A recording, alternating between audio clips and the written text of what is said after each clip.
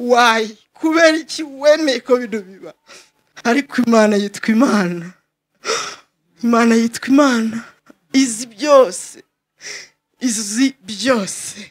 Yarambwiye ngo mwana wanjye ni wowe nshigaje kubona gusa, ukasezera amahoro nkagenda. Namubwira papa, uribuka ugurisha imyaka yawe yose ukarambura amaboko muri saro ukavuga ngo ngaho mungabagabane, ntacyo nakoze kugira ngo mubashe kubona ibibakwiye, ariko biranze.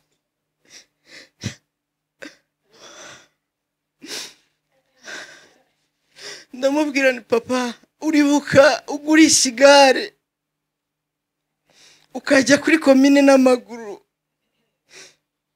uribuka inama we tucaje ukatwereka ko ibyo wakoze, ukajya ukora mu mifuka ukazamura, utwereka ko ibintu byose byashizemo. Arandeba amarira aramanuka nk'umwana wa, ibyo byose uracyabyibuka? Ndamubwira nti ndabyibuka kandi nzahora mbizirikana. Papa yagiye ababaye kubw'umubiri, imbere yari muzima ariko inyuma yari yarababaye. Turabizi neza ko papa aho ari heza, kandi dufite ibihamya birenga kimwe mu bana bose tuvukana. Ntekereza ko nta muntu n'umwe utarigize bumva ijwi ry'Imana rimubwira ko papa azataha. Bajyaga bakunda kuvuga ngo narwaye bwaki, ariko by'ukuri ntago nayirwaye, ahubwo bikanze ko nshobora kuyirwara kubera ko nkurikiwe vuba. Papa rero hari mu babyeyi beza nabonye, na mama ni mwiza turamukunda, ariko ubu turi kuvuga papa mama nawe tuzakuvuga.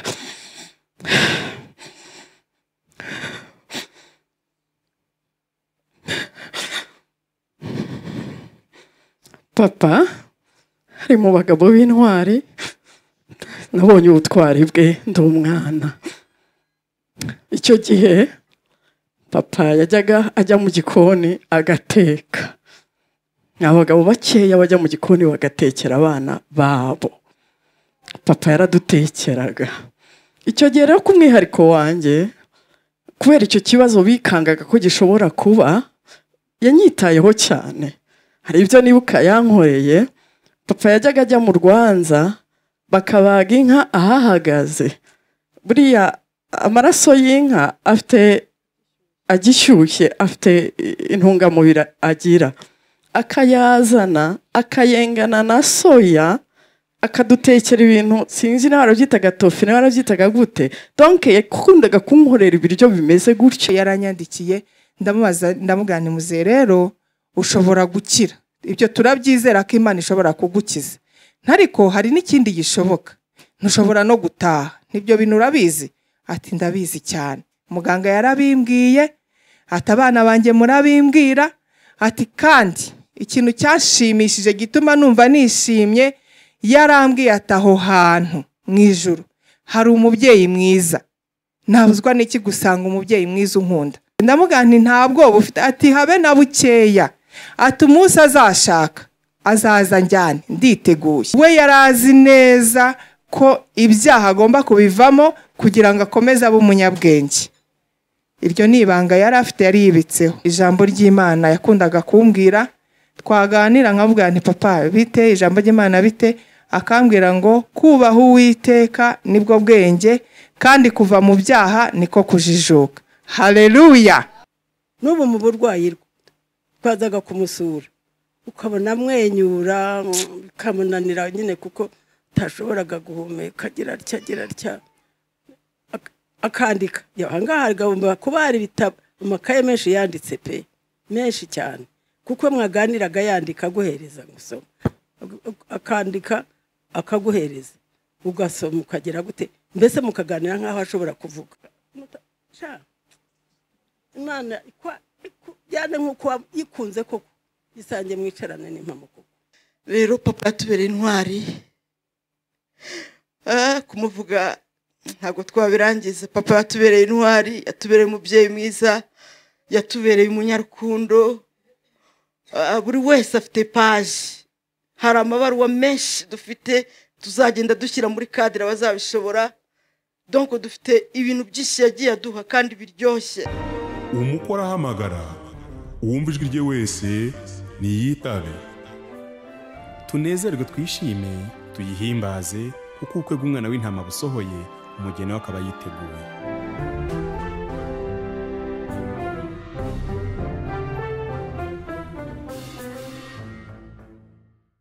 Mwami Yesu, wigaragaze muri iki giterane mu izina rya Yesu. Urakoze urakarama, sengera umukozi wawe, umwuzuza umwuka wera, imbaraga z'Imana zimugote, kandi Uwiteka Imana avuge nk'uvugishijwe nawe. Cyubahiro kibi cyawe none n'iteka ryose. Amen.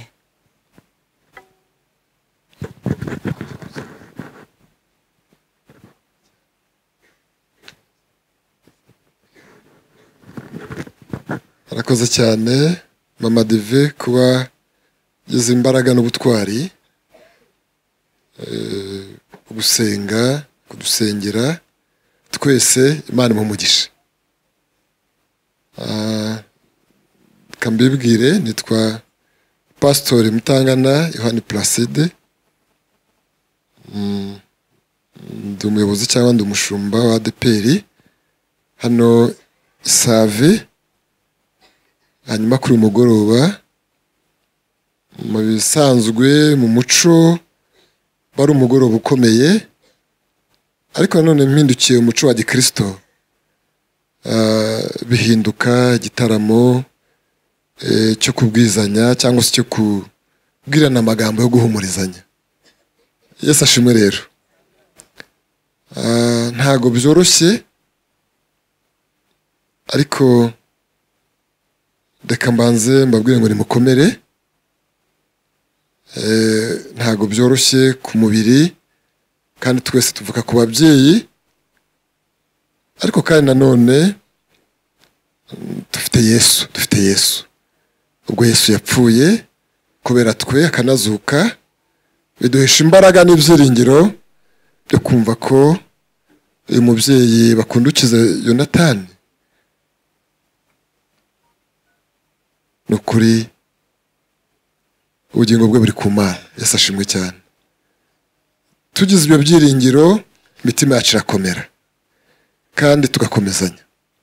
Munyemerere rero mu gitaramo nanjye mbakomeze nkoresheje ijambo ry'Imana, mbaho duhumurizanye, dusome ubutumwa bwiza bwa Yesu Kristo bwanditswe na Yohana ibice 11. Turasoma umurongo wa 17 tugeza mu 25. Tuza gukomeza gatoya dusome. Reka duhanga amaso kuri Nyagasani. Yesu ageze yasanga Lazaro amaze iminsi 4 mu gituro. Betaniya hari bugufi bw'i Yerusalemu nka stadio 15. Nuko abayuda benshi bari baje kwa Marita na Mariya kubahumuriza, kuko musaza wabo yari yapfuye. Marita yumvise ko Yesu aje, ajya kumusanganira, ariko Mariya asigara yicaye mu nzu. Marita abwira Yesu ati, databuja, iyaba wari hano musaza wanjye ntaba yapfuye. Kandi n'ubu nzi yuko ibyo usabye Imana byose Imana izabiguha. Yesu aramubwira ati, musaza wawe azazuka. Marita aramubwira ati, nzi yuko azazuka mu muzuko wo ku munsi w'imperuka. Yesu aramubwira ati, nijye kuzuka n'ubugingo. Unyizera naho yaba yarapfuye azazuka, kandi umuntu wese ukiriho unyizera ntazapfa iteka ryose. Mbese wizeye ibyo? 32. Mariya ageze aho Yesu ari, amubonye yikubita imbere y'ibirenge bye, aramubwira ati databuja iyaba ari hano musaza wanjye ntaba yapfuye. Yesu amubonye arira n'abayuda bazanye nabo barira, asuhuza umutima arawuhagarika, arababaza ati mbese mumushyize he? Baramusubiza bati databuja ngwino urebe. Yesu ararira. Abayuda baravuga bati dore ye, nimurebe uburyo yamukundaga. Amen.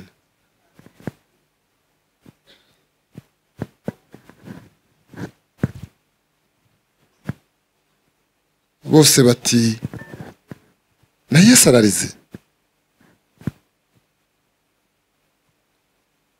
Ngo yaratambitse bamweretse aho bamushyize.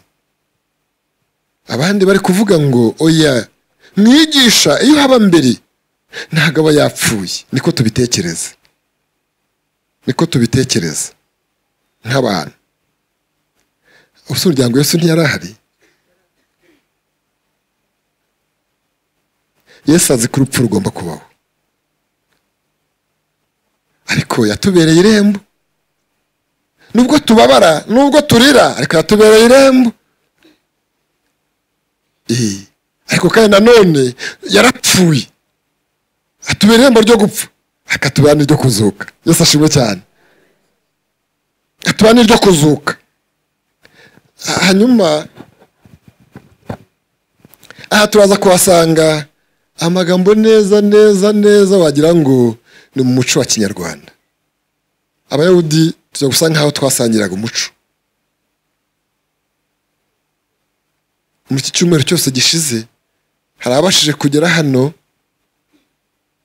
ntabwo byankundiye, ariko mbere nagiye mpagera. Uyu musaza mwiza uzi kuganira, naramusuye nka kabiri. Mbere atararemba ari muzima tuganira, na nyuma yarembye banza avuye kwa muganga. Nako turaganira, avuga ati nta kindi muzane ijambo ry'Imana. Yakundaga ijambo ry'Imana. Ariko abagiye bahagera n'uyu munsi wahagera, ikintu cya mbere yumva atekereza ku rukundo, atekereza uburyo yasabanaga, atekereza ku muryango. Agasa nka cya gihe babwiraga Yesu ngo reba hariya hirya, reba aho bamushyize. Umuntu wese akabanza akiyunamira akavuga ati kweri yagiye, kweri ntawe uhari, yagiye. Reka mbabwire Yesu yamujyanye, sibyo ra? Ariko 25 ari umurongo ngira ngo yenda duca akarongo mu minota mike, aravuga ngo Yesu arababwira ati nijye kuzuka n'ubugingo, unyizera naho yaba yarapfuye,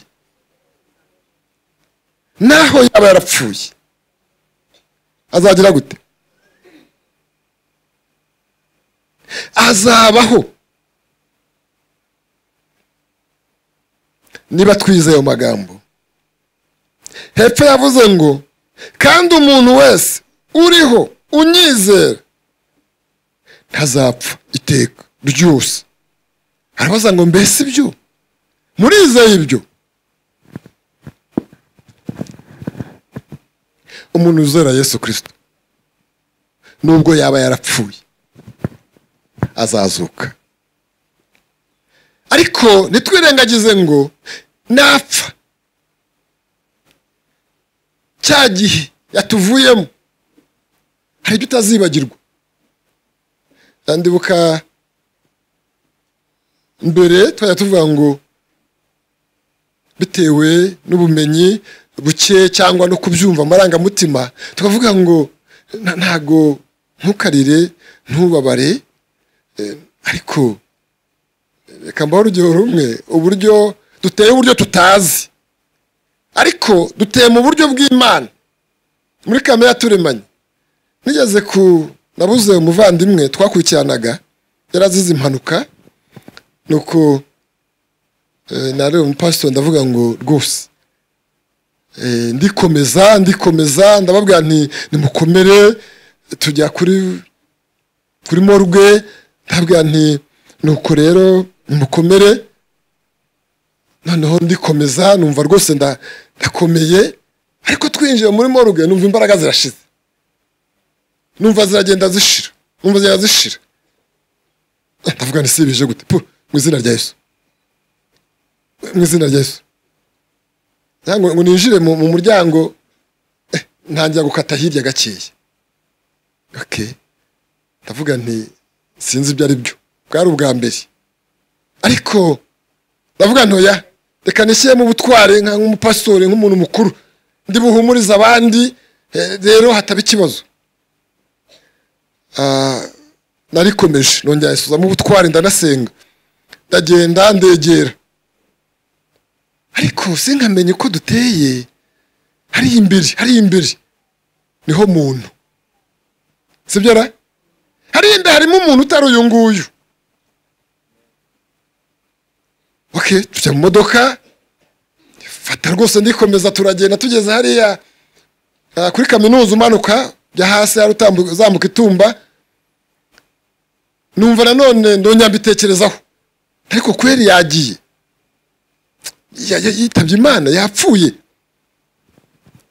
numva noneho bisumije imbaraga numva ariko nihagararaho ariko numva meze sinzi numva ikintu kirafashe ndavuga ntoya mwami nkomeza nuse ningira ikibazo aba bana aba batoya biragenda bite ndashaka kuvuga ngo Yesu ahageze asanga Marita agira ati amubaza ikibazo ati urabizi Yesu ukuntu utwara inshuti kandi inshuti ya bose iyo uba uhari ntabwo aba yapfuye n'ubu hari uvuga ati ariko mwami Yesu ubundi wari uhari umusaza wacu agenda yaramukunze kukurusha sibyo ra cyagiye amutoraga akamuha agakiza ari umusaza agira gute umusaza ukunda kuvuga ijambo ry'Imana no mu rusengero akazindukana ryari akabona amasengesho akiriza ubusa agenda yahamagaraga abakuze abasaza ukabona yamuhamagaye ariko twebwe tubasha kurira Mariya nawe ahagereye nawe ararira ngo asanga n'abayuda bari kurira Yesu nawe yumva bimwanze mu nda ko barakundanaga nawe agira ate ariko nubwo yariraga biravuga ngo mubabarane n'ababaye ariko mwishimane nagira ngo tubabare ariko ntiduheranwe n'umubabaro tuzanyura mu rupfu ariko turunyuremo tuzamuke Yesu ashimwe cyane muri Nirvanga bera bazazurwa kuri uriya munsi abera bazazuka iyo ni ijambo ry'abizera Imana ni ijambo ry'abakunda Imana baririmba bera bazazuka haleluya ariko ngo hazazurwa bapfiriye muri Kristo Imana ishimwe umuryango ukunda Imana bukecuru twaraganiriye turaganira ubwo nari mpageze mu gihe cy'uburwayi mbona umukecuru akomeye afite ibyiringiro nawe nicyo birivuga hari aho Yesu yabwiye Mariya Magadalena na Mariya nyina na Mariya bandi arababwira ngo bari ku musaraba bararira barebye umubabaro n'ibyago hari igihe umuntu agira mu mubabaro n'ibyago abana bakarira sibyo ra twese tukarira uziwe tugeze ahantu habereye impanuka cyangwa ibyago n'utariraga aragira ate ararira abonye ibibaye arababwira ngo umva mubyeyi yaramubwiye ngo Yohani dore mama wawe muhumurize arongera avuga ngo kandi nawe Mariya dore umuhungu banza ariho hava rya jambo nuko ngo ariko nimwiririre nimugire gute nimwiririre umusaza yagiye sigaye twebwe dusabwa kwiririra sibyo ra haravuga ngo hahirwa abapfa bapfira he mu mwami ngo baruhuke imiruho n'imihate. Hari imihate y'abantu bizera Imana, kandi abizera Imana nubwo baba barapfuye bazazurwa. ngo kandi uwo munsi wo kuza kuzaba ari umunsi mukuru w'igitangaza n'ibyishimo byinshi. Niko Pawulo yabivuze nawe ageze hariya mu itorero ry'i Tesalonike, ibice byaho 4 umurongo waho wa 15 aravuga ngo nicyo gituma tubabwira tubwirijwe n'ijambo ry'umwami wacu yuko twebwe abazaba bakiriho basigaye kugeza ku kuza k'umwami tutazabanziriza na hato abasinziriye, kuko umwami ubwe azaza amanutse ava mu ijuru aranguruye ijwi rirenga, haleluya, hamwe n'ijwi rya marayika ukomeye n'impanda y'Imana, nuko abapfiriye muri Kristo Yesu nibo bazabanza kuzuka. Nubwo turira ariko twishime, uyu azatubanziriza, sibyo re? Mama Dive nibyo, Makire nibyo, tugira ibyiringiro. Umuyobozi cyangwa se mukuru w'umuryango aratubwiye ngo nubwo mu bimeze bityo, bwashatse kuvuga ngo nubwo twagize ibyago ariko ntabwo tukwiye guhanwa n'urupfu n'amarira. Ye turahaca, na Yesu yarahaciye, na Mariya na Marita barahaciye, ndetse barababara bibaza n'utuntu n'impamvu atahabaye, ariko niyo bibaza ko yarahabwe ngo ntabwo yapfuye arasinziriye. Bene data, tuzanezwa tubonye abacu batubanjirije, tuzavuza impundu, nuko twiririre harya twebweho dupfuye tuzazuka. Nicyo sarabwiraga ati jyewe ndangije urwo kubacungura, ariko mwebwe musigaye mu isi, mwebwe muracyarwara, muracyababara, muracyageragezwa. N'uyu mwanya turi hano hari abari kugeragezwa kwa muganga no mu ngo n'ahandi hose, ariko Bibiliya yatubwiye ngo abamaze kutuvamo bakagenda bafite amahirwe yo kuzatubanziriza kubona umwami Yesu. Aya magambo no kwizerwa, n'abapfuye bazazuka, kandi bapfuye biratubwira ngo hari abo bakireje inkero kera, ngo hari n'abo bahereje intare, hari n'abo murabyibuka cya gihe ku bakristo murabyumva iriya ndirimbo twaze turimba ngo genda umukristo nzahora ndiwe.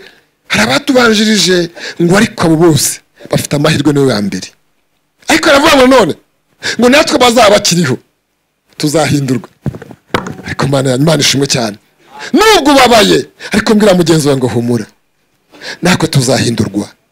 Mwifuriza kuzahindurwa, tujye gusanga n'umwami Yesu. Ayo magambo tuyabwirane atumara umubabaro. Ese ugira ngo harindi ijambo ryakumara umubabaro? Dore ijambo ry'Imana, ni ijambo ry'Imana ryiza cyane, ndarikunze cyane, haleluya, niryo rimara umubabaro. Hano rero murahirwa ku mugeni yatashye. Iyo umuntu yashyingije birumvikana bibaho, ariko mbabwire ngo ni umunezero kuba barakaciyemo, ariko noneho bareke duhumurizanye, tubwizanye ngo humura, umugeni yatashye, kandi uriya wawe utahiye agiye yizeye Yesu Kristo. Hanyuma nako twisengere, nkuko Yesu avuze ngo namwe mumaranishe umubabaro kubwirana ayo magambo, n'ejo tuzayabwirane, n'ejo tuzayabwirane, kandi tuvuge ngo watuvuyemo mbere ni umunyamahirwe, ntazongera kubabara. Nibyo ra? Ubu hari indwara izongera, hari ubusaza buzongera, ngaho nibwongere, ntago bwakongera. Yageze mu biganza bya nyiri wamubumbye, yageze mu biganza by'yamubumbye, mu biganza bya Yesu. Yesu aramuhetse, amufite mu biganza bye. Ahubwo wowe se nanjye tumuranisha umubabaro. Icya kabiri, mureke twizere Imana, mureke twizere Yesu, nidupfa tuzanazuka. Imana ibampere umugisha mu izina rya Kristo umwami wacu. Ngira ngo dusengere imitima yacu, dusengere n'uyu muryango ukomeze gukomera, kandi ugomeze kubwirana aya magambo, ntabwo tuzapfa tuzarama, niko birivuga ngo abaziriho ngo ntabwo bazapfa bazabaho, nubwo bibaza gutya ariko tuzabaho. Mana turagushimiye ko turiho, kandi turagushimiye ko iki kiganiro nicyo guherekeza uyu mubyeyi. Nibyo, ariko ijambo ratubwiye ngo arizeye umwami Yesu Kristo nubwo baba barapfuye, ba Pawulo barapfuye, ba Petero barapfuye, ariko bari bafite bari biringiye Imana, bari bizeye ngo bafite ibyiringiro byo kuzafata icyo umwami yabafatiye. Na Kristo umwami wacu warapfuye, niwe utubwira ngo nuko rero ubwo yatubanjirije gupfa kaducira inzira, ariko yaduciriye niyo kuzuka. Imana ishimwe cyane. Nuko rero humugisha abumvise iri jambo ryo kwizerwa, kandi umuntu uri mubera igitsika umutima. Dusengeye umuryango, dusengeye umuryango umukomeresha ijambo ryo kwizerwa, umuryango wose, abato n'abakuru, abagabo n'abagore, urubyiruko ndetse na mukecuru. Ndabasengeye ngo bakomeze umutima, kandi biravuga ngo urupfu rw'umuntu w'Imana rw'umukiranutsi rubyara abandi. Reka uyu mwanya utera abantu kwizera Imana, kuko n'abapfuye bazazuka. Umuntu wese yitekerezeho. Urakoze Yesu, igitaramo kibi cyawe utube bugufi. Umutima urababaye, imitima irababaye. Nibyo, Mariya umutima urababara, Marita umutima urababara, Abayahudi umutima urababara, ariko Yesu uhageze urabwiye ngo icyubahiro cy'Imana Data twese kigaragare. Ndasenze ngo kigaragare muri imitima, uyihumurize kandi uyikomeze. Uyu mugoroba udukomeze, umunsi w'ejo na gahunda ziri gutegurwa zose uzazibemo, uzazikomeza, umuntu uzazikora, uzarinda umutima n'ubwenge bizakorwa muri gahunda y'Imana. Bivuga ngo uwizeye Kristo naho yarapfuye azazuka. Ndagushimiye ko byumvise. Tubisabye Imana twizeye mu izina rya Kristo umwami wacu. Imana ibahe umugisha. Ariko mbwira uwo mugenzi wawe, uwo muntu mbwira uti komera, Yesu aragukunda, Yesu arabakunda.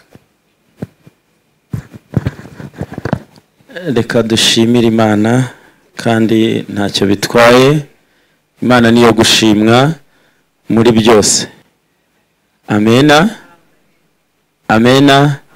Mushumba arakoze kutuganiza ijambo ryiza ridukomeza, kandi hari igihe twigeze kuba turi mu gihe cy'ibyago, hanyuma umuntu umwe abwira mugenzi we ati humura nturi wenyine.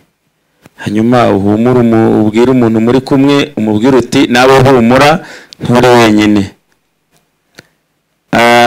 Uyu mwanya rero turimo turagira ngo korale Roboti, korale Amahoro n'abakristo bose n'undi muntu wumva afite agatege akomeye, twigire ijuru turirimba indirimbo dukomeza guhimbaza ubuzima bw'umusaza Yonatani. Tugiye kugera mu mwanya mwiza wo gutangira kwakira abavuga ubuhamya bw'umubyeyi wacu Jonathan. Rero numva tutahera kure, ahubwo tugiye guhera mu muryango we bwite, inshuti, abavandimwe bandi baraza nyuma, hanyuma turahera ku bana biwe. Rero nagira ngo uko twabivuganye, hanyuma hari abari butanga ubuhamya uyu munsi, hari n'abandi bazavuga ejo. Murabizi yuko tuzanamusezeraho imbere y'Imana. Nagira ngo rero bambare imbaraga, bakomere, bigire ejuru, baze hano, hanyuma dukomeze duhimbaze ubuzima bavuge ibigwi, bavuge amateka y'umubyeyi,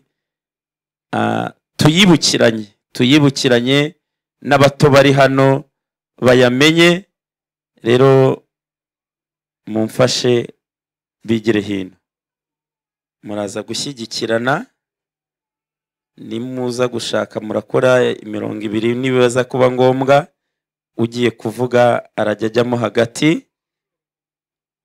Aba rero ni abana b'umusaza kandi n'abatari babazi ariko abenshi barabazi. Hanyuma rero reka tubahe mikoro mubatega amatwi, hanyuma Imana ishimwe. Hanyuma nagira ngo nsabe Pamphile yigire hino, nawe n'umukozi w'Imana, azabanze abashyira imbere y'Imana. Amen. Ntabwo ari ibya buri wese guhagarara kugira ngo bakomere. Imana iguhe umugisha Pamphile.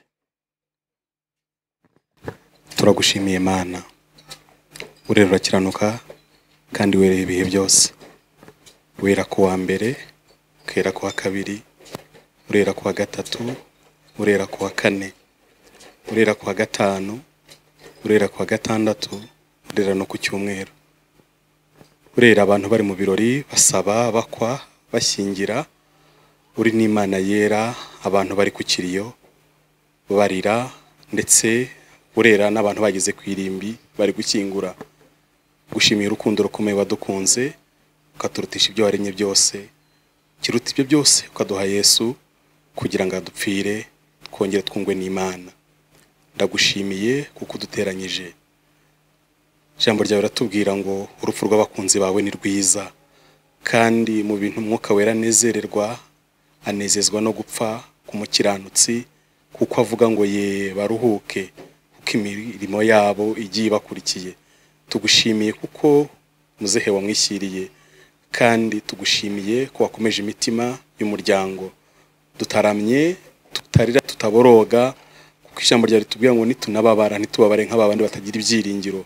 Gushimiye kuko waremye ibyiringiro mu mitima yacu. Ndagushimiye ko mu myaka yose umusaza yabayeho mu isi wamuhaye kuba umubyeyi mwiza, ararera, arakuza. Warakoze. Hanyuma tugiye kwinjira mu mwanya wo kumva ubuhamya bw'abana b'umusaza. Ndakwinginze ukomeze imitima yacu, bisabye Imana mu izina rya Yesu. Amen. Haleluya. Haleluya. Haleluya. Amen. Imana yacu ishimwe. Haleluya, biravuga ngo Imana ishimwe. Dufite amashimwe rero umuryango wa papa Bakundukize Jonathan.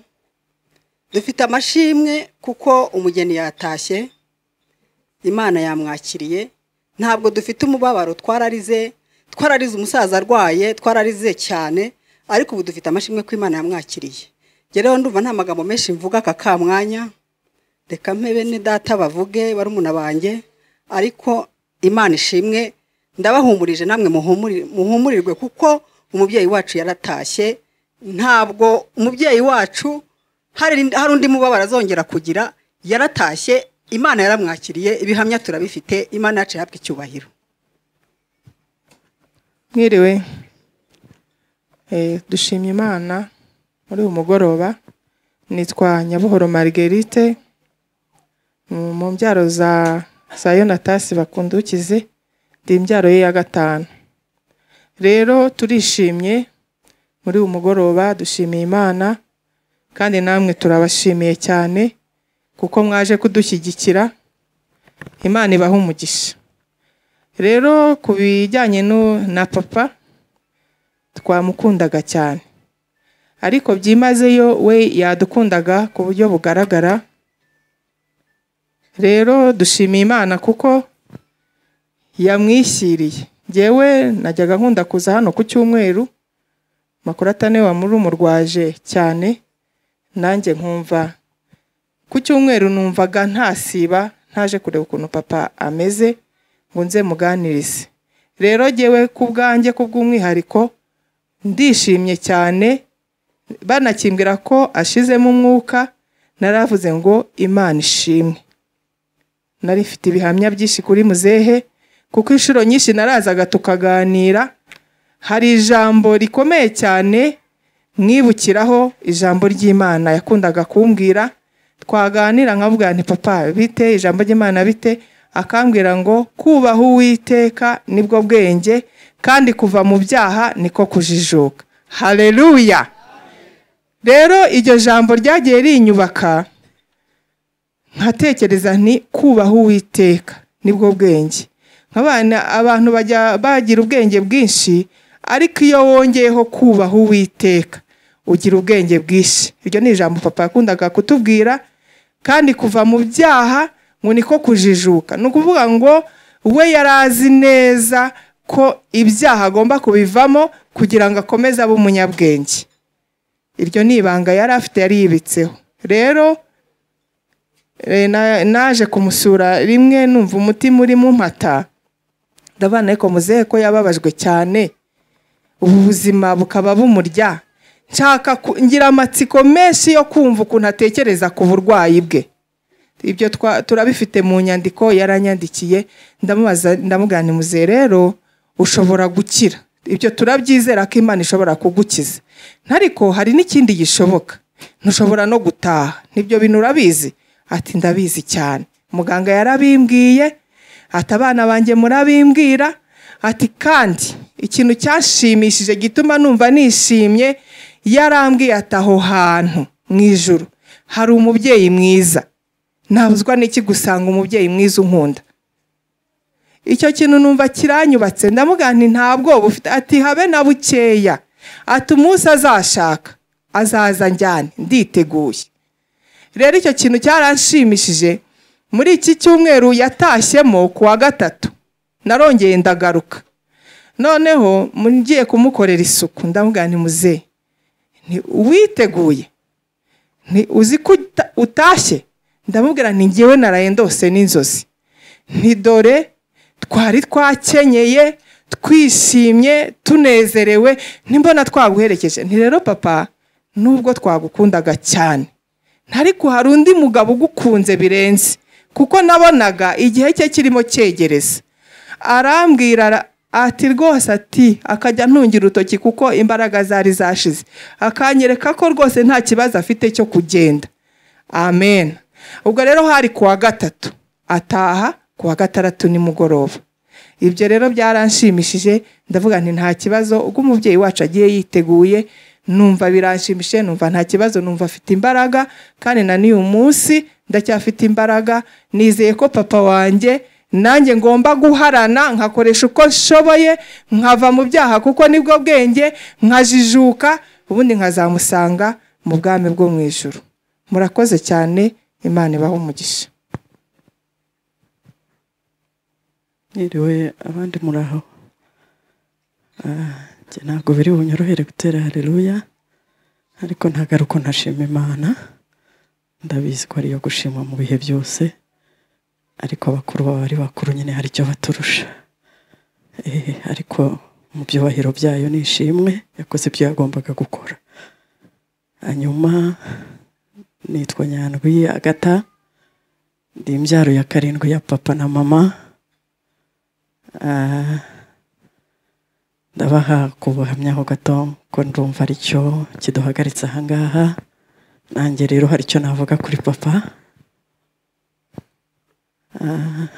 Maze iminsi mbitekerezaho cyane cyane. Kenshi na kenshi iyo umuntu agiye niho dufata umwanya wo kumutekerezaho cyane kuruta mbere. Iyo ariho tuba tugomba gukora ibyo tugomba gukora, ariko iyo agiye twibuka amateka y'ibyatambutse. Mu bwana bwanjye rero mvuka, navutse uyu niwe unkurikira, ariko uko abandi bonse ntago ariko nonse we yankurikiye vuba cyane. Bo bagenda barutanwaho imyaka 3, ariko we turutanwaho 2. Ntago nonse neza. Ibyo bintu naricaye ndabitekereza, nibuka igikorwa papa yajyaga nkorera. Bajyaga kubera ko nyine bo bonse cyane, bajyaga bakunda kuvuga ngo narwaye bwaki, ariko by'ukuri ntago nayirwaye, ahubwo bikanze ko nshobora kuyirwara kubera ko nkurikiwe vuba. Papa rero hari mu babyeyi beza, nabonye na mama ni mwiza turamukunda ariko ubu turi kuvuga papa mama nawe tuzakuvuga.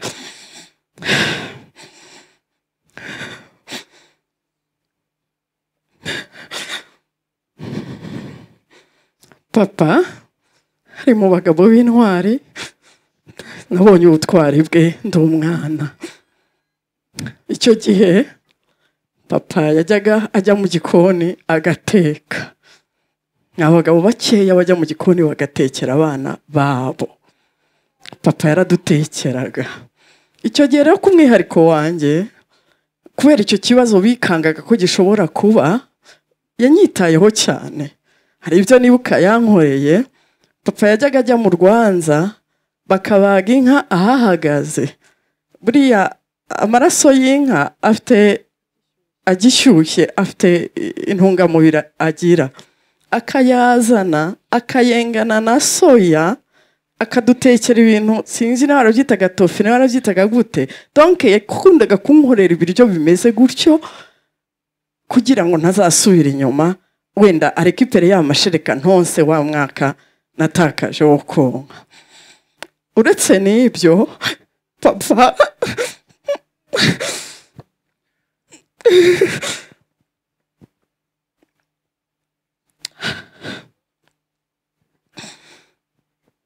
ndibuka papa kubera yabaye mu nce zegereye mu Mutara za Kibungo, niwe muntu nabonye ateka umunyigi.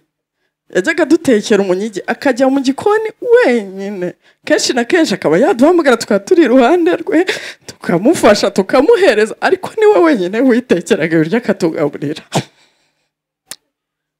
Ibyo bintu naricaye mbitekerezaho, nongera nibuka ubutwari bwa papa. Yarakoze, urabona ko murabibona yarareze, twarakuze turimo abantu bafatika. Imana umugisha imuhira ubuko ridashira aho agiye. Ikindi nibutse, papa ntago yajyaga acika intege. Murabona ko turi benshi muri iki gihe bitera ikibazo cyane, ariko kera nubwo twabaga turi benshi ariko umubyeyi yakoraga ibishoboka byose ngo abana be badasubira inyuma batera imbere. Papa rero kubera ko tunakurikirana cyane, kwiga kwacu kwabaga kwegeranye. Ndibuka rimwe niga nko mu wa gatatu cyangwa mu wa kabiri, ntabwo nibuka umwaka neza, papa yagurishije igare rye yagendagaho. Nari nzi ko nzamugurira imodoka ariko apfuye ntarayigura. Nzakora icyo nakagombye gukora mu muryango. Papa yagurishije igare rye agenda n'amaguru andihira Minervare. Icyo gihe ndabyibuka ntabwo nabyibagirwa. Ikindi gihe agurisha umweru wose wa soya twari twejeje, indi nshuro agurisha uw'ibishyimbo. Donc ntiyacikaga intege, ntiyitaga ko hari abantu bandi basigaye inyuma. Yaravuga ati abana banjye bagomba kwiga. Arabikora kandi wabonaga ntabwo yajyaga atwereka ko bikomeye byacitse byayobye, oya yarabikoraga. Ikindi papa ntabwo yari umunebwe. Papa nakwibutse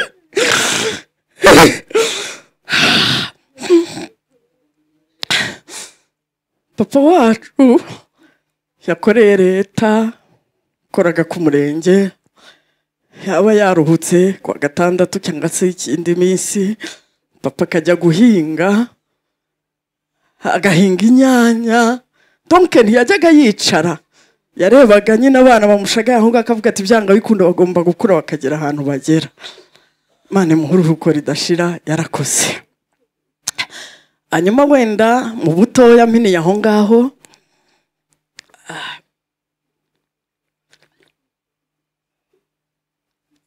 mwihangane reka mvuge mu minsi y'uburwayi bwiwe. Noneho uburwayi bwa papa ntabwo nigeze mbona papa atwereka ko ababaye cyane. Papa yarikomezaga, waza kumusura agaseka akakwakira akaguha icyo afite. Yari umuntu utanga atitaye ko wenda bishobora gushira.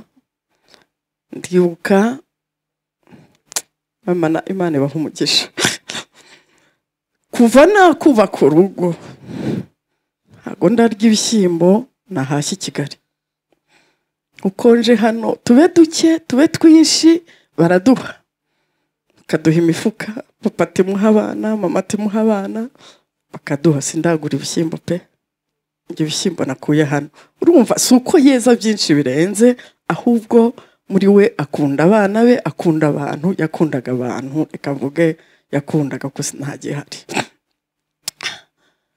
hanyuma icyo ni kimwe mu burwayi bwe rero yarakomeye nk'umuntu hari aho byagerwaga nyine akavuga ati mbaye nka Yobu mbaye isomo ariko ukabona ko ntacitse intege cyane mu minsi ye ya nyuma rero ngewe naje hano ku wa gatatu bampamagaye ariko wa kabiri bambwira uko bimeze ndavuga n'ibyo ari byo byose mbwira umugabo ndamubwira nti nkwiye kujya iwacu kandi ntabwo nzigiye nzagarukira wihangane ndagiye pe ko bambwiye papa ameze ntabwo nzigiye nzagarukira ariko ndagiye hanyuma ndaza ndumva twarahahuriye tugera nko muri 3 uyu Marigo na Jean Paul yaje kuza nimugoroba mbese buri wese wabyumvise wari ufite uburyo yahisaza hanyuma turaza rwose n'icyo gihe wabonaga papa akomeye akagerageza uko ashoboye akakwereka ko bitacitse bitayobye ariko akagaragaza utumenyetso two gusezera akakureba agahita akora nko mu mufuka akaguhereza nk'ibihumbi 10 akareba undi agakoramo akamuhereza bigaragara ko sinyewe yarazibonaga ko rwose arimo aragenda n'ubusanzwe yaratuwaduha ariko kugira ngo uhashyike ahite akuramo ibyo afite byose aguhereze nk'umuntu mukuru yarumvaga ko arimo asezera arimo agenda ku munsi wa 3 nahageze nuko byagenze ku munsi wa 4 nuko ku wa 5 ho rwose ninjoro twaricaye muri salo twese abari bahari agaragaza ikimenyetso cyo kutugabagabanya akoramo yari ari mu ikoti yose narindi kumwe na Imakire na mama arayampereza arangije agira gutya agira atya bivuga ngo wenda mwebwe batatu muyagabane twe niko twatekereje ko atavugaga nta n'imbaraga yari afite twatekereje ko avuze ati muyagabane kuva icyo gihe ntiyongeye gusohoka ngo agaruke muri salo ndumva nubwo buhamya njyewe namuriyeho rwose bwa nyuma bifatika ko na icyo gihe ninjye wamukura na Imakire twamukuraga mu cyumba tumujyana muri salo atakibasha gutamira nta kintu kibasha kurya byageze naho mbabwira nti ngewe ntabwo nzongera kurira hano atise kubera iki ni gute dushobora kurira imbere y'umuntu utarya kandi twaraje kumurwaza nanjye ntabwo nzongera kurira hano numvaga nyine ari umubabaro mfite wo kuba turwaje umuntu nta kintu na kimwe ashyira mu kanwa byaragahinda gakomeye ariko nanone papa yarababaye ku buryo bukomeye yarababaye ku buryo twumvaga nyine nk'abantu twaravuga ngo ibyiza Imana yamuruhura ubundi tukavuga ati se Imana ko ushoboye wamukijije mbese tugahera hagati na hagati ngewe by'ukuri kuvuga ngo nagende nkarekura byari byarananiye barambwira ati se wareka uyu musaza akigendera habwa ariko Imana ifite amaboko mu byishoboye yamujyana ariko no kumukiza yabishobora kuki mwumva buri gihe yamujyana bikangora kurekura nyine ariko Imana ntawe yirusha amaboko ibyo yashimye nibyo byabaye nibyo mubona ubu ikindi wenda ntareka kuvuga kuri papa uko kudacika intege kwe biri mu bintu byandemyemo umutima wo kwenderera imbere nanjye numva nta gucika intege mfite numva mfite gukora nubwo wampuye tukambwira ngo kubura hano ngo uhembe nta na kimwe ntakora kuko ni isomo rikomeye namubonyeho icyabasha kugirira umuryango cyose umumaro papa yaragikoraga nanjye cyabasha kugirira umuryango cyose umumaro numva nagikora ntitaye icyo ari cyo gipfa kuba cyagirira umuryango akamaro Imana ibaha umugisha rero ndumva narekera aho ngaho murakoze cyane Haleluya ndashima Imana mbere ya byose nitwa Benimana Marie Claire ndi umwana wa 8 mu mbyaro za papa nk'uko yabivuze turakurikirana ndabanza gusuhuza abantu bose abo ntabashije gusuhuza ndabashoje kuko hari abo bamaze igihe kinini tutabonana kandi mbashimira ko mwitabiriye kuza guherekeza umubyeyi wacu. Kiduhagaritse hano suko kurira byo ijambo ry'Imana rivuga ngo ahari kurira kwararira umuntu ariko bwacya impundu zikavuga. Papa twaramuririye arwaye, twagize igihe gihagije cyo kubana nawe. Je nari ndi kure ariko nabanaga nawe iyo namaraga iminsi 2 tutavuganye, byibuze ngo mubone kuri video call anyandikire, numvaga umutima wanyu udatuje. Imakiri nageragezaga uburyo bushoboka bwose iyo namuburaga kuri telefone kuko no mubaga hafi buri munsi, numvaga mpangayitse. Kandi nawe iyo yabonaga isura yanjye, kubera ko uburwayi bwa papa n'uburwayi bwaje budutunguye, nta muntu witegura uburwayi, ariko ntabwo twatekerezaga ko papa yarwara ku urwo rwego. Twe twaragerageje, tugerageza kumuvuza ibishoboka, akitangira kurwara, atangira gusarara, ngerageza kuvugana n'abaganga aho nabakoraga nkora muri système médical, ngerageza kuvugana nabo nkababwira nti papa meza atya, nkabereka ibisubizo. Agata yageragezaga kumujyana mu bitaro hose, aho je narabarushyaga kuko nari ndi kure, nago donc hari ibyo numvaga nagombaga gukora mu mwanya nawe gombaga kuba mpari, ariko nkumva uko babikora siko ntago ariko biri. Ariko suko bane mama mumbabarire aho nabagoye, suko ntari nzi yuko mutabikora, ahubwo nuko nyine igikorwa wumva ushaka gukora ku giti cyawe, iyo bakigukoreye wumva atari ko kigomba kugenda. Nkababwira ni mubigenze gutya, nkabarushya nkababwira ni mubigenze gutya, kugeza aho ku munota wa nyuma basanze papa arwaye cancer. Tukimara kumenya ko arwaye cancer, bampamagaye ntwaye imodoka mu muhanda. Ni ikintu cyashotse umutima wanjye cyane cyane cyane cyane, kucyakira kirananira kuko nzi uburwayi bwa kanseri. Nahise mbona abarwayi banyirirwa mu maso buri munsi, mpita mbona ifoto ya papa, ndavuga ngo ariko Mana, kubera iki wemeye ko ibintu biba? Ko mbizi neza ko ubizi ko papa yarari bugufi bwawe, uzi ko hari byinshi yabashije kwigomwa kandi akabitubwira kugira ngo akurikire inzira yawe neza inoze. Why? Kubera iki wemeye ko bintu biba? Ariko Imana yitwa Imana, Imana yitwa Imana, izi byose murambabarira nyine nuko, kuko uyu munsi kurira kwacu ntabwo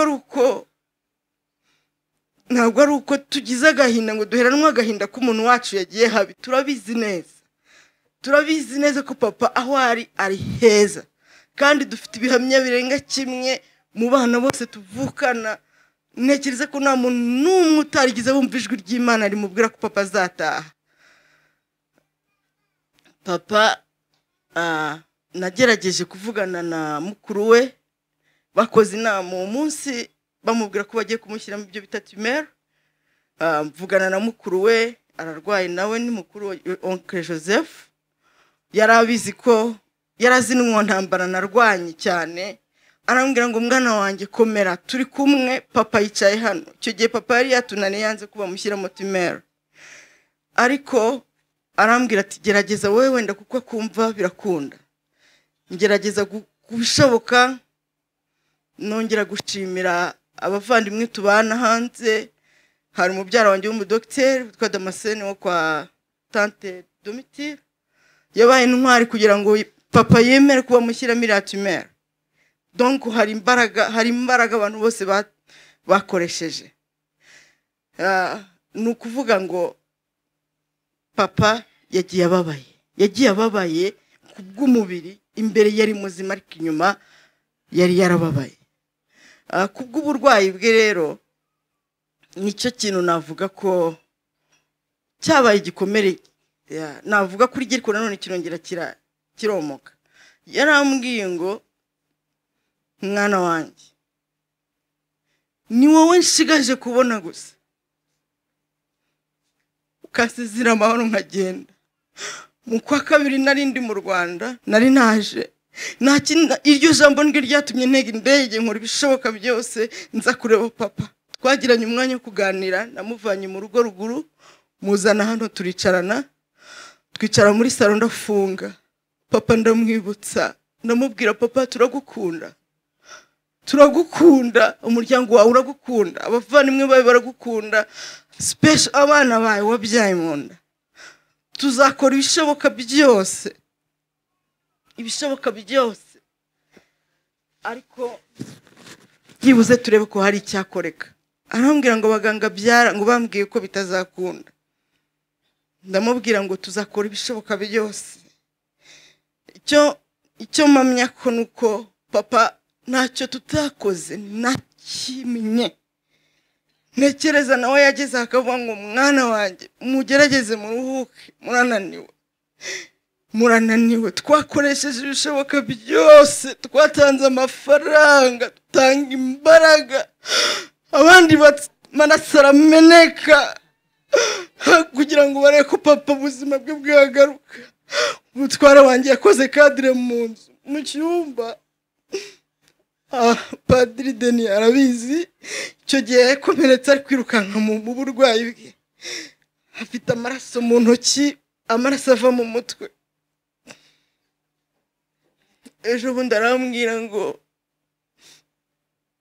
umubyeyi wanjye ndamubuze, nabaye imfubyi nkiri muto, nongeye kuba imfubyi bwa kabiri. Namennye amaraso kugira ngo byibuze ndebe ko data uko yakira, ariko byaranze. Imana yamukunze kuturusha.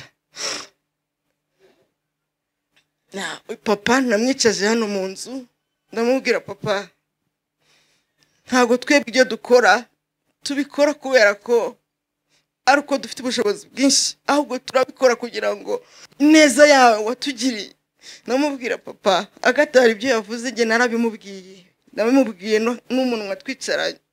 Namubwira papa uribuka ugurisha imyaka yawe yose ukarambura amaboko muri saro ukavuga ngo ngaho mungabagabane. Ntacyo nakoze kugira ngo mubashe kubona ibibakwiye, ariko biranze.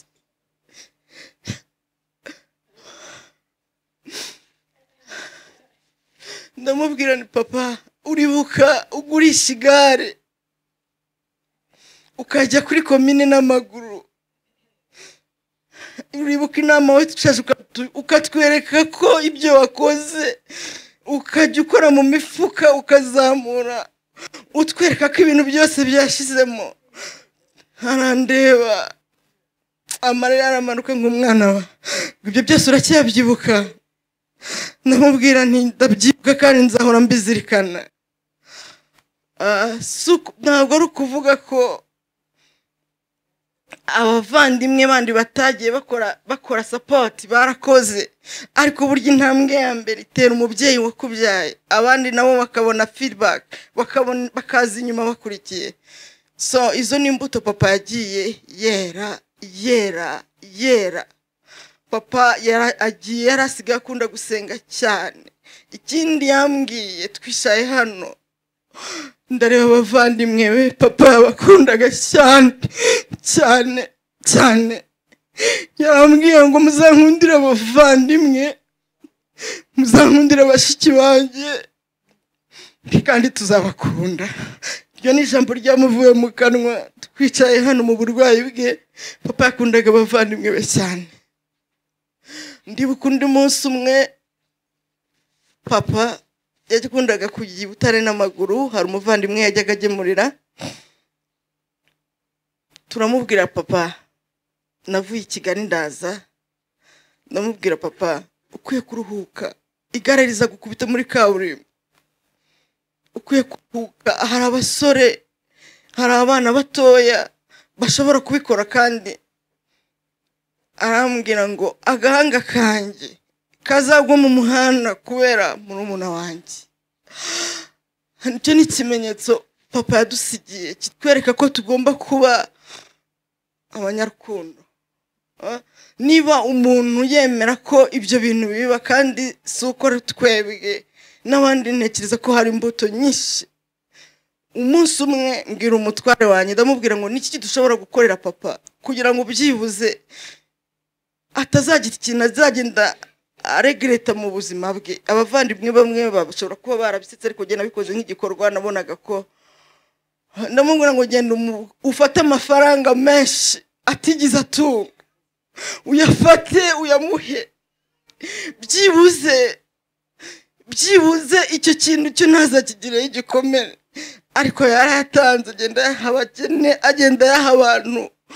Hagati yarambwiye ati bamuha ibifaranga tutazi umubare akajya birambura. Ariko nagira ngo ndebe ko igikomere ikintu papa yakoze muri njyewe nabasha ariko ntabwo mbizi. Gusa papa yari intwari y'umuryango. Papa yaduterera urwenya, yaratwicaga akaduterera urwenya no mu burwayi bwe. Papa ntabwo yagize atwereka umubabaro. Amezi 2 namaze mu Rwanda hafi ya buri munsi nabaga ndahangaha. Ntabwo nigize ngira vacances nkuko abantu bava mu bihugu byo hanze bakaza kwishimisha bakaza kwinezeza. Naje aricyo kintu cyonyine kinzanye nje kureba papa kugira ngo ndebe ko byibuze umubabaro wanjye inabashe kugira akantu mfunguraho. Rero papa yatubereye intwari. Kumuvuga ntabwo twabirangiza. Papa yatubereye intwari, yatubereye umubyeyi mwiza, yatubereye umunyarukundo. Buri wese afite page. Hari amabaruwa menshi dufite tuzagenda dushyira muri cadre abazabishobora. Donc dufite ibintu byinshi yagiye aduha kandi biryoshye.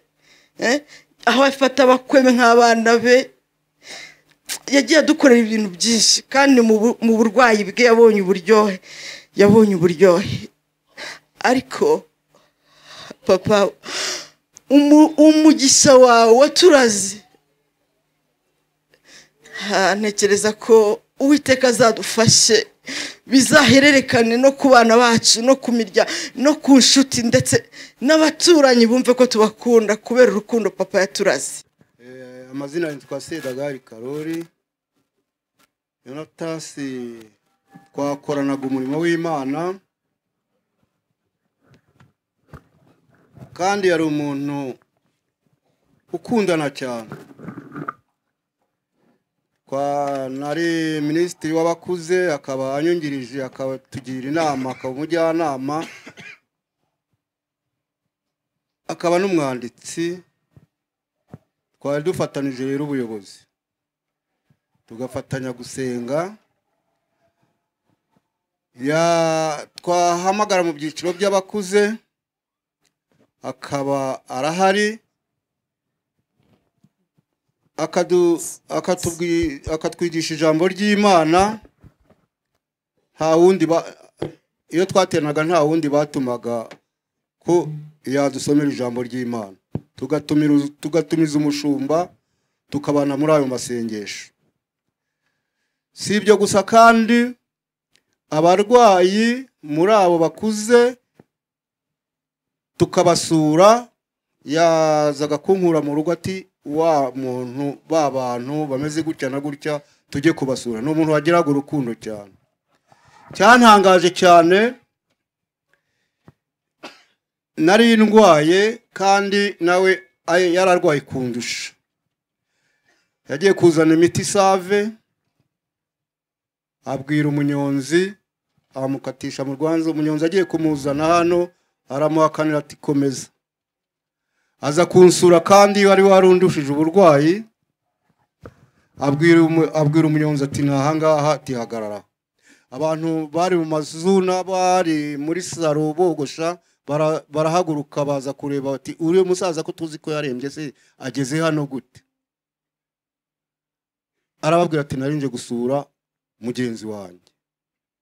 Ibyo bintu namubwira rwose iyo wirorerera ko ntari ndembye cyane byaremeze ati byari bindimo ati narinje nyine. Aba hano bayiwe ahantu yagiye bagira ngo aracyari kwa muganga naho yaje iwanjye. Ni umuntu wagiraga urukundo cyane. Ibyayo Natasi ntabwo nabivuga ngo ngiye mbirangize rwose. Imana irumuhira uko ridashira. reka dukomeze duhimbaze ubuzima bw'umubyeyi wacu. Tugiye kwakira abantu batatu barankundira bazire rimwe, nabo bahagarara ahangaha, hanyuma bacunguze uburyo umwete kugira ngo tugende tugana ku musozo. Turakira umuvandimwe we Domitire, haze kuza umuturanyi we Mujyambere, ngira ngo arahari, hanyuma n'uwo abereye pare muravunagura. Imana ibaha umugisha. Muzire rimwe mwe muhagaze hano kugira ngo muterane inkunga.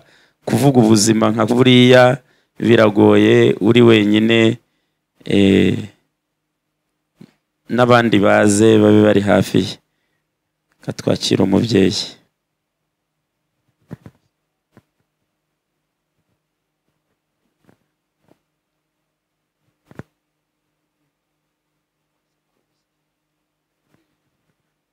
Kristo Yesu akuzwe, Yesu ashimwe, Yesu n'umwe turabyemera.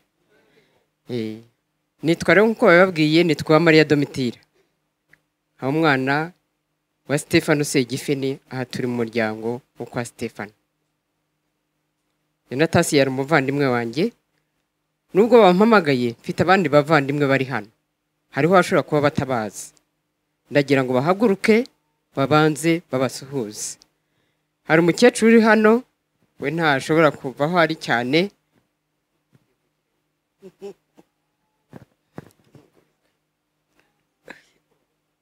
muri amahoro mwese. Imana ishimwe cyane. Nanjye nitwa Nyirantezimana Mariya, nkaba mbyaro ya kabiri yo kwa papa na mama. Nkaba naravukanye n'undi turi impanga, utashoboye nawe urwaye, utashoboye wananiwe kuza pe, amaze iminsi n'abarwayi. Ubu rero njye ntacyo navuga kuri uyu muvandimwe wanjye. Yampamagara ati Maseri, akimara adikunda kuvuga, agishobora kuvuga akampamagaraho undi, ntabwo mbino. Nagiye kera maze imyaka 57 ntarino. Nagiye kera cyane, ariko nanyarukaga nkaza nkibasha. Ariko n'ubu iyo nabonaga unzana, banzanaga no mu burwayi bwe munyanaraje nk'inshuro 3 rwose kumureba. Yari umuntu mwiza, twarabanye igihe kirekire, twarabanye naje kurwaza mama naje kumurwaza hari munyanara maze hafi amezi 2 niba atuzuye sinibuka, kugeza atashye. Nutasi turi kumwe ntamvi ruhande, akaza tukaganira, akaza agatera intebe mu nkike. Ndabyibuka kuva kera, yari akiri no mu idini ry'abagatolika, ariko agafata Bibiliya, yahingukaga yamaraga gukaraba, wenda yamara no kubona amafunguro, ubundi akaza akicara aho mu nkike kwa mama akisomera Bibiliya. Bibiliya ntabwo yajyaga kure. Yewe yakunze Imana kuva kera, yarabitweretse n'ubuhamya tumutangira. Bibiliya yitangiye kera, buriya ndakeka no kuva ku rupapuro rwa mbere kugera ku mpera ya Bibiliya Nutasi arabizi, ku buryo wahingukaga akakwereka umurongo usoma. N'ubu mu burwayi twazaga kumusura, ukabona amwenyura, bikamunanira nyine kuko tashoboraga guhumeka, agira atya akandika. Ahangaha hagomba kuba hari ibitabo, amakaye menshi yanditse pe, menshi cyane, kuko mwaganiraga yandika aguhereza gusoma, akandika akaguhereza ugasoma, ukagira gute, mbese mukaganira nk'aho ashobora kuvuga. Ariko Nutasi mbabwiye ko yari umuntu mwiza, ukunda abantu, ugira urukundo, so kumukabiriza ngo nuko wenda ngo agize. Yagiraga urukundo kuva mu bwana bwe kugeza ngo kumwisho, no mu burwayi n'ubwabaraga cyane, ntabwo yabigaragazaga, wabonaga yerekana urukundo. Watunguka ukabona arabyishimiye cyane, yishimiraga kubona abantu baje kumusura pe akabura nyine ndayibuka rwose hambere nigeze kuza amakuru atarasohotse agira gute yiterera mu cyumba kiri hirya mbona azanye icupa rya fanta nkamubwira kakihorere ntiyihore rwose nawe nugerageza ukamira ujye ukamira aranga araza arakamfunda nego ntabwo nanga icyo mpaye ndayifata turaganira ndayinywa yemwe yihina no mu cyumba mbona azanye akantu kuzuye amagi anyereka ko afite n'amagi nuko rwose byose akabinywa imana byane nk'uko yikunze koko yisange mwicarane n'impamo koko bana bikwifurizaga cyane kubera ukuntu bababaye cyane byose njya kubeshya kuwa gatanu nijoro iteka iwanjye kubera ko umaze imyaka 4 ndwaye mba mu rugo gusa ntava niho wabera inama y'umuryango remezo kuwa gatanu nijoro ejo bundi kuwa gatanu yitabye kuwa gatandatu nabwiye abakristo bavandimwe ikintu basabye amasengesho yose muvuga muri iyi minsi musabire umuvandimwe wanjye yakunze Imana cyane none yarababaye cyane birakabije yarababaye uyu muvandimwe yarababaye imuruhure rwose kuwa gatandatu nijoro niho musaza wanjye tuvuka impanga witwa Yosefu yampamagaye ati Notasi ati birarangiye nimama navuze ntareruya nashimye Imana pe yarababaye kandi muri uko kubabara icyo namukundiye ntabwo yihebye yarinze ava mu mwuka n'impamo yizeye Imana kandi ubona yishimye ntabwo yihebye nta nubwo yagaragazaga kwabaye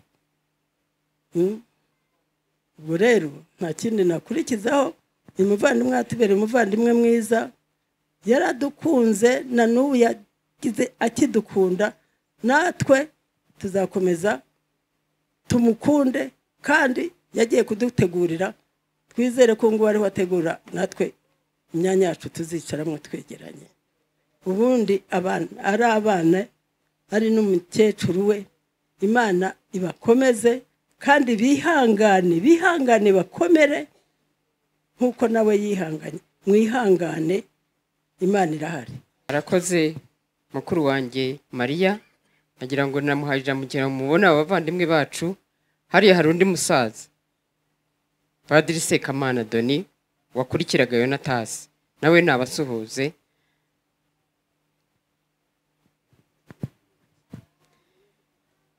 hano rero hari undi murumuna wacu twese yakoze kunzi iruhande rwanjye witwa Stefania Mukankusi niwe muhereze kwa Stefani bari bambwiye ngo ngira icyo mvuga ndumva nta n'icyo ndenza ku cyo mukuru wanjye avuze kuko Yonatasi yari umuvandimwe udukunda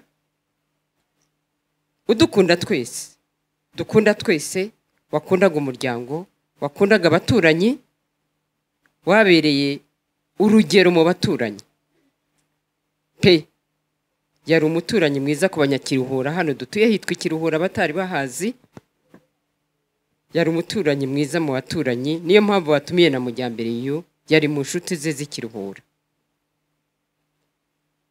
turagira ngo rero tubabwire uko yadukunze agakunda abaturanyi urwo rukundo natwe rukomeze ruturange Natasi yadukundaga bavuze ibigwi byavuga ukuntu yakoraga n'umwuga w'ubuhinzi wenda mukuru wanjye yari ako yibagiye kukavuga ibindi yabivuze ndanga ko dutinda twese Yonatasi yarahinze aho aviriye mu mirimo ya leta yakoraga y'upolisi n'ibindi akajya ahinga abana be bavuze ati twatungwaga n'ibyo yahinze agata yatubwiye ati sindagura ibishyimbo na rimwe ndi Kigali ziko Yonatasi yahingaga agahinga ibishyimbo agahinga ubutunguru agahinga ubunyobwa akatugenera twese nk'abashikibi Mariya yambere umugabo yajyaga I Kigali akaba aramushyiriye Mariya yaza hano akamushyira ubwo akigora nkabona azaniye ubunyobwa cyangwa se ubwo butunguru ati mushiki wanjye masere ako kajambo yagakundaga maseri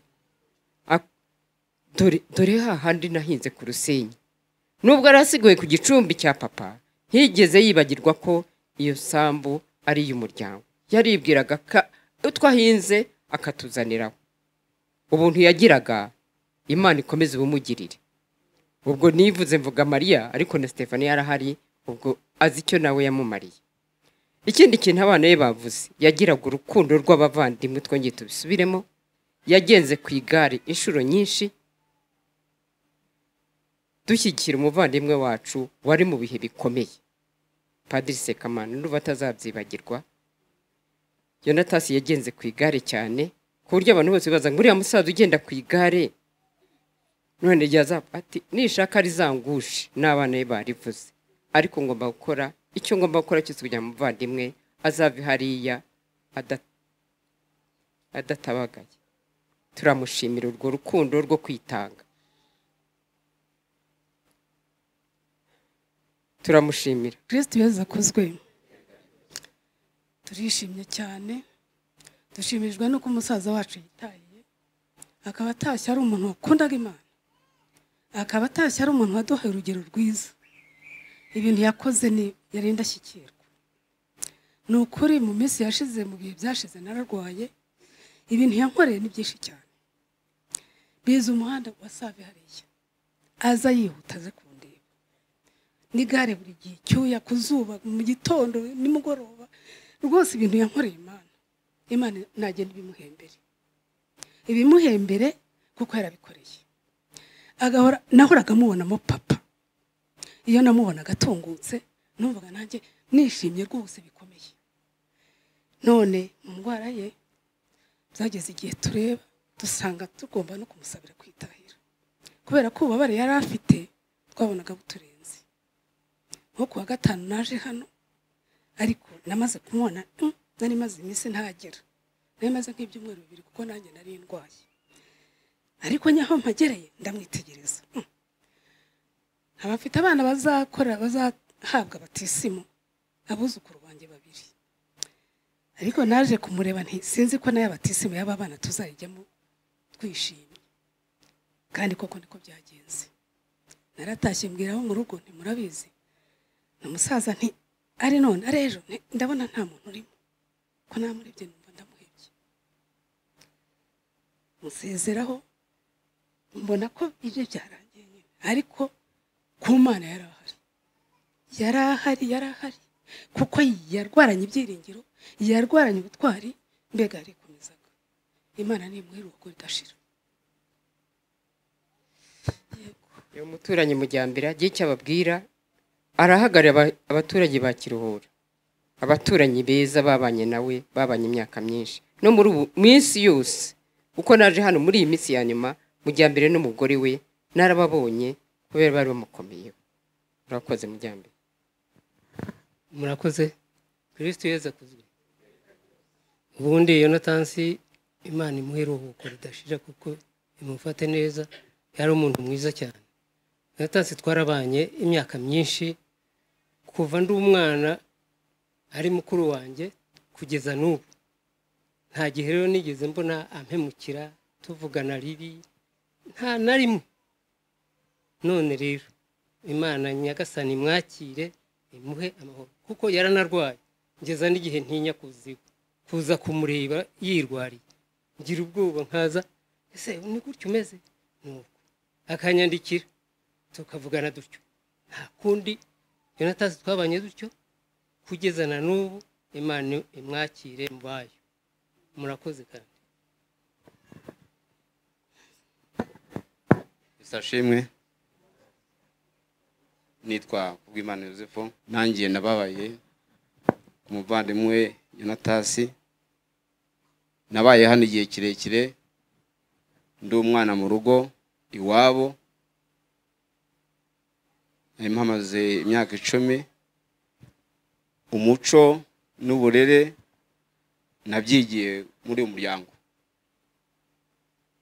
niwo nabikuye, na n'ubu nkaba nkibifite. Ntabwo rero nshobora kwibagirwa uyu muryango wangereye neza, nawo bayemo banyigisha uburere, ni byinshi namuvugaho kuko yakundaga umuryango we cyane, nanjye yarankundaga cyane cyane. Ariko icyo mwibukiraho ni igare yari afite ryitwaga Mutana, igare yagendagaho ajya ku kazi Ishyanda. Nuko ari we warinyigishije, niwe wanyigishije kugenda ku igare, niwe wanyigishije utuntu twose, anyigisha n'imirimo yo mu rugo myinshi.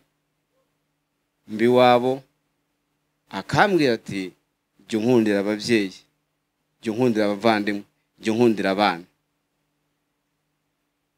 jya unkundira, nzajya ngutuma hose uzajya ujyayo kandi ubakunde kandi ubanguke. Rwose Yonatasi ntabwo nzamwibagirwa, Imana imuherere uko dushira. Ibyo ndi mu bana bakuru basigaye muri uyu muryango, kuko ubwo ninjye nsigaye nkurikira amakorata. Hari byinshi nzi ariko hari na byinshi nanone burya nanone ntazi.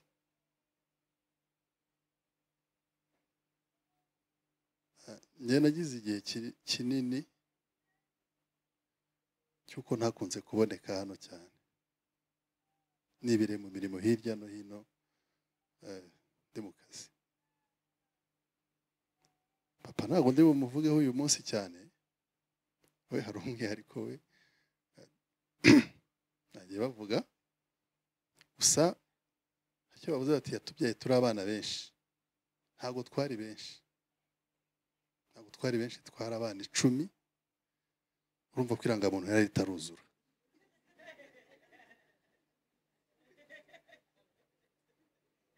Irangamuntu yari itaruzura, irangamuntu nibuka yagiraga imyanya 12. Rero yari atarabuzuza. Abo sinzi ukuntu byagenze, igihe numvaga yabuzuza akabyara n'abandi.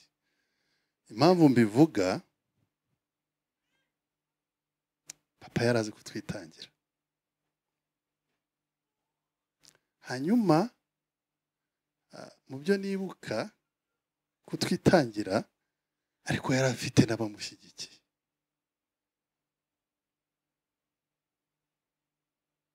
Ntabwo nabura gushimira abavandimwe ba papa.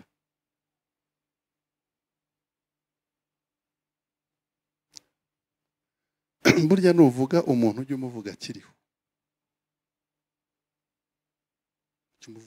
akiriho,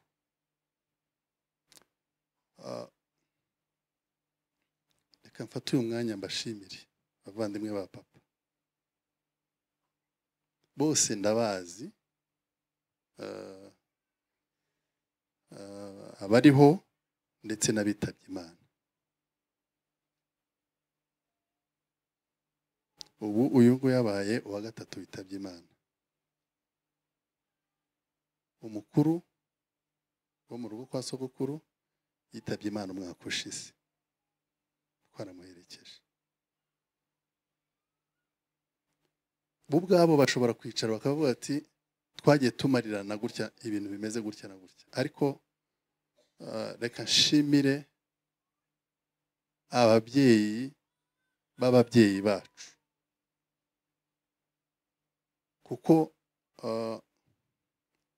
mu bintu bashobora kuba barabigishije twebwe tubona gutya, bashobora kuba barabigishije ikintu cyitwa solidarite twebwe tutazabasha hari kugeraho. Papa turamushimiye, yaratwitangiye cyane komeye. Ahubwo ngo amafaranga yose narayatwaraga, kuko yagombaga kuyaterura yose uko yayahembwa akayazana akayatanga ku ishuri kugira ngo mbashe kugira gute kwiga. Ubu se koko navuga ko nyewe namukoreye iki? Rero papa genda amahoro, wadukundaga bikomeye, kandi natwe tuzakomeza tugukunde forever. Papa nzamukunda.